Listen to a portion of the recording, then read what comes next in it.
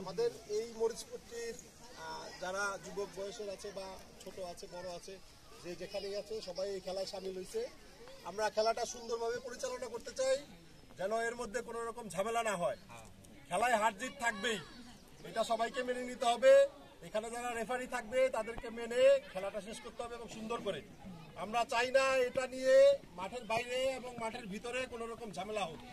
ঠিক আছে, সবাই সবাইকে নিজের মনে করে খেলবো এবং খেলা শেষ করবো সুন্দরভাবে।